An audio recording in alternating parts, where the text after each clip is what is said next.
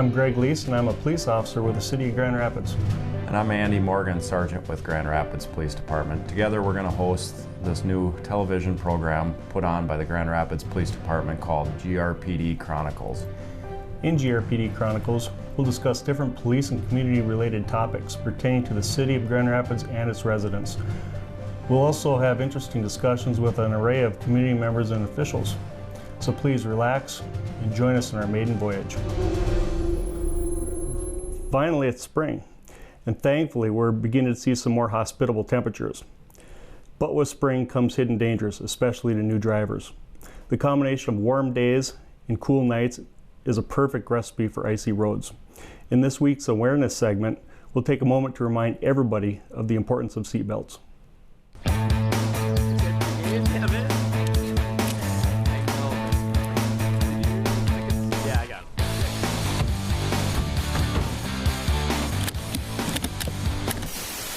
Hey, come on, man, buckle up. Oh, okay. Live to see your future. Use your seatbelt. Seriously. A message from the Minnesota Department of Public Safety.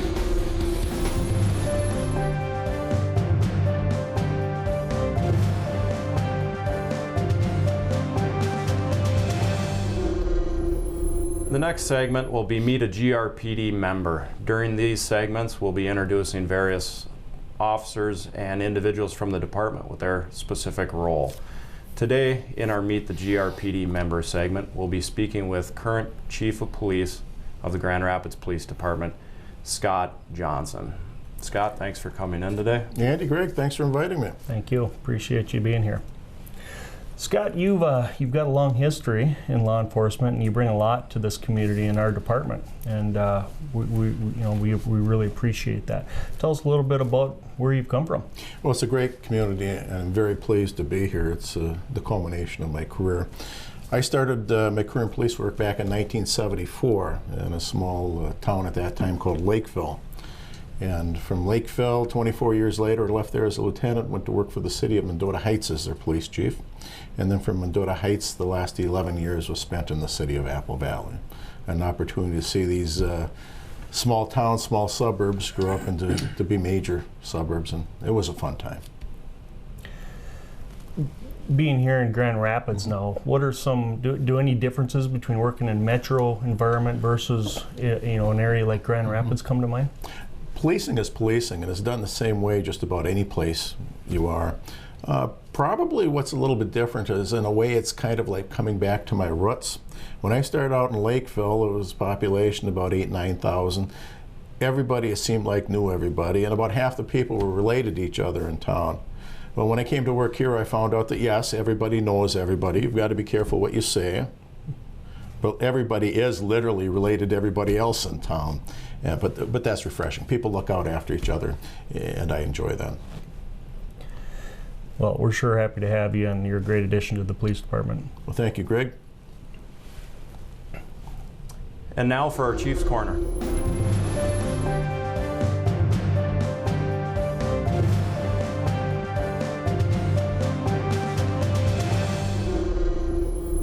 Hi, this is the first in what we hope to be a series of programs produced by ICTV to inform you about your police department. Each episode will introduce you to a member of your police department, provide you with an update of some of the activities and programs of your department, and offer some safety tips. One thing I would like to do here is to share with you information about the department and the community from a police chief's perspective. As the first episode in a series, I thought it might be appropriate to provide some background on how policing came to be in the United States. You know, we take for granted that we will see the police out there in our community, and that when we need them, they'll just be there. But do we really know how the police came to be in the United States? Well, it started in London, England. The year was 1829, and a man by the name of Sir Robert Peel was appointed the first commissioner of the London Metropolitan Police Department. He was the first police chief. Peel's model of policing was the model that we adopted here in the United States. Peel had some very definite ideas about policing and called these the 9 principles of policing. And I think 3 of these really reflect the philosophy of policing in most communities in the United States. First, he said the ability of the police to perform their duties is dependent upon the public approval of police existence, their actions, behavior, the ability of the police to secure and maintain public respect. And next, he said the degree of cooperation of the public can be secured, and it diminishes proportionately to the necessity for the use of physical force and compulsion in achieving police objectives. And last, he said, and this is my favorite, the police at all times should maintain a relationship with the public that gives reality to the historic tradition that the police are the public and the public are the police. And the police are the only members of the public who are paid to give full-time attention to the duties which are the duties of every citizen. We still struggle today with maintaining strong relationships between the police and the people, respect, minimizing the use of force, and defining what is appropriate behavior on the part of the police. So these principles are still relevant today. People also believe that the police should be visible in the community and place them in distinctive uniforms. These uniforms had coats with large brass or copper buttons on the front of them, and it wasn't long before the police in general had a nickname. Bobby, as in Robert or Bobby Peel, or Copper because of the buttons on their coats. Now we sometimes refer to a police officer as a cop, and that's where the term came from. People also believe that to keep the police accountable and operate efficiently, they should be organized along similar lines as the military. Today we find that rank structures in the police department somewhat parallel the military, with officers, sergeants, lieutenants, and captains. We found that organization structure works very well when dealing with some very high priority life and death situations. Peel's principles then are the foundation of policing in the United States. By the time of the Civil War in the 1860s, most large cities had police departments patterned after this British model. There were problems, however, with this British model of policing as it was adopted in the United States. In a future episode, we'll discuss with you what these problems were and how policing in the United States adapted to overcome these issues. I'm Police Chief Scott Johnson. Thanks for watching. I'd like to thank everybody for participating in the 2016 Polar Bear Plunge presented by Law Enforcement for Special Olympics Minnesota, where 146 plungers raised over $38,000 for the 800 athletes of Minnesota.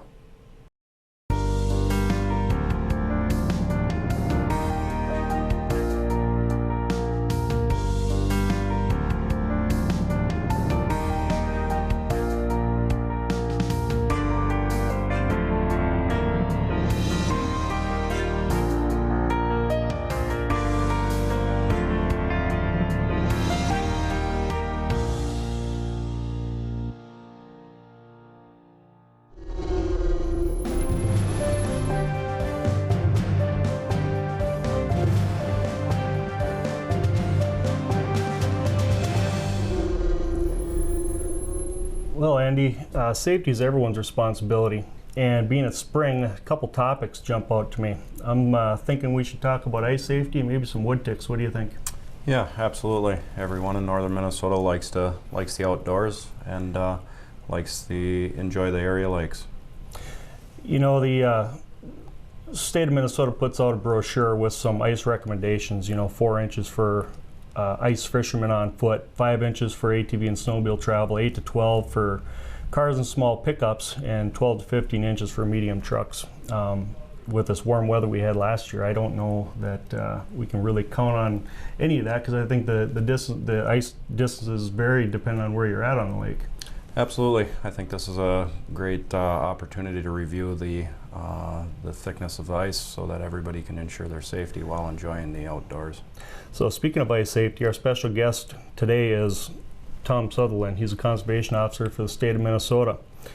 Tom, do you have some tips regarding ice safety and maybe a word or two on wood ticks? Yeah, we're in that time of year where we as Minnesotans transition from ice fishing to other outdoor sports, walking through the woods, spring jaunts through the woods. So we go from that ice safety thing we're going to talk about and then into the wood ticks. So what we need to remember, there's still people out venturing right. using 2x12s and 2x4s to get out on the ice, which we really don't recommend. But this year, and as the 10 years I've been a conservation officer, the ice thickness really varied more than I've ever seen it from spot to spot. In some spots it was 2 inches, in some spots it was 15 inches, making it safe in one area for a vehicle to drive, and then another area not even be able to walk. Why is that, Tom? Why does the ice vary? It seems like more so on years like this year, right? Yeah. You know, it's kind of a mystery. Obviously, we had a late start to winter. You know, a lot of people I didn't even see using ATVs until in January, which usually by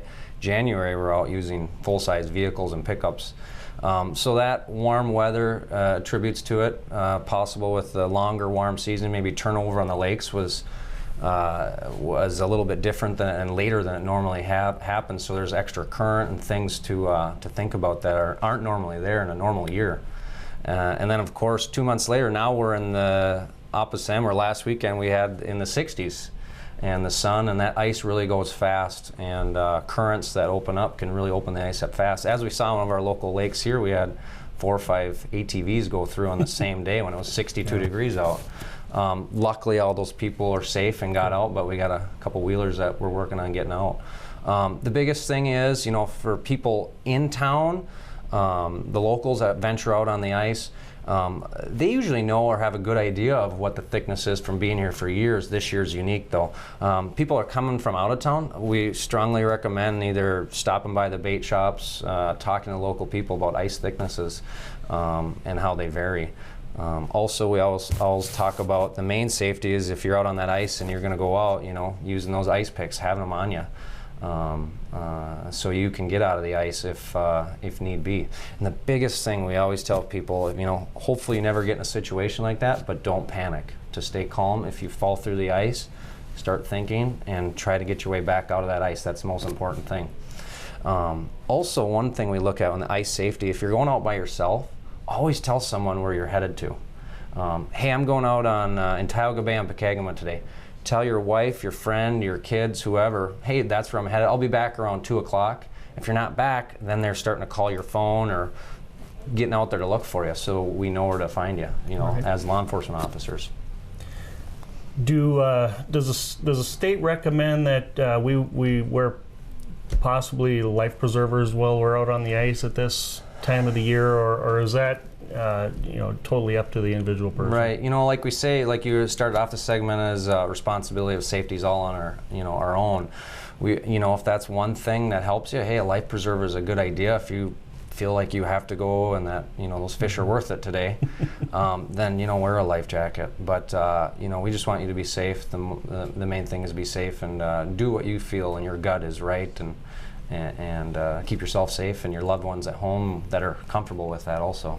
But we need to use common sense. Exactly. It all comes down to that. Right. Let's talk about something I hate next: wood ticks. What do you got to tell us about wood ticks? Yeah.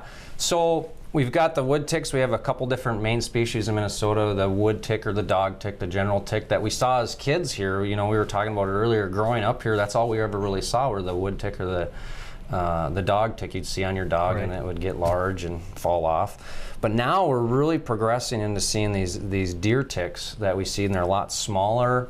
They're red with a black head. They're smaller, they're harder to see, and they actually spread the Lyme's disease. That's so common that more and more of us are seeing in the outdoor law enforcement profession, and just people out enjoying the outdoors.